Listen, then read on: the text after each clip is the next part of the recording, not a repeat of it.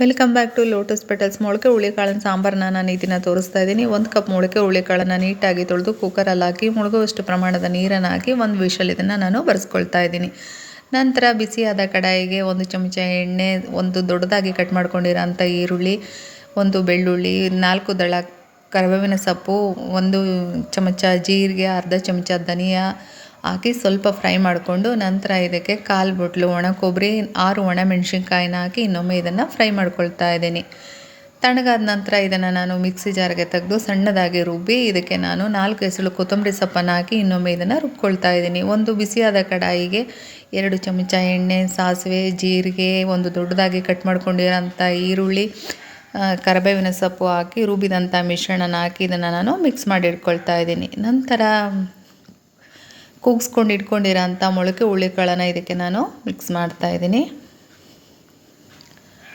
ಇದನ್ನು ನೀಟಾಗಿ ಮಿಕ್ಸ್ ಮಾಡಿ ನಿಂಬೆಹಣ್ಣು ಗಾತ್ರದ ಹುಣಸೆ ರಸನ ಇದಕ್ಕೆ ನಾನು ಹಾಕ್ಕೊಳ್ತಾ ಇದ್ದೀನಿ. ಮುದ್ದೆ ಜೊತೆ ಈ ಸಾಂಬಾರು ತುಂಬ ಚೆನ್ನಾಗಿರುತ್ತೆ. ರುಚಿಗೆ ತಕ್ಕಷ್ಟು ಉಪ್ಪು ಹಾಕಿ ಇನ್ನೊಮ್ಮೆ ಇದನ್ನು ನಾನು ಮಿಕ್ಸ್ ಮಾಡ್ಕೊಳ್ತಾ ಇದ್ದೀನಿ. ನಂತರ ಇದರ ಲಿಡ್ನ ಕ್ಲೋಸ್ ಮಾಡಿ 1 ನಿಮಿಷ ಇದನ್ನು ನಾನು ಕುದಿಸ್ಕೊಳ್ತಾ ಇದ್ದೀನಿ. ಕುದಿ ಬಂದ ನಂತರ ಇದನ್ನು ನಾನು ಸರ್ವಿಂಗ್ ಬೌಲ್ಗೆ ಸರ್ವ್ ಮಾಡ್ತಾ ಇದ್ದೀನಿ. ರುಚಿಕರವಾದ ಈ ಸಾಂಬಾರು ಇಷ್ಟ ಆದರೆ ನನ್ನ ಪೇಜನ್ನ ಪ್ಲೀಸ್ ಫಾಲೋ ಮಾಡಿ. Thank you.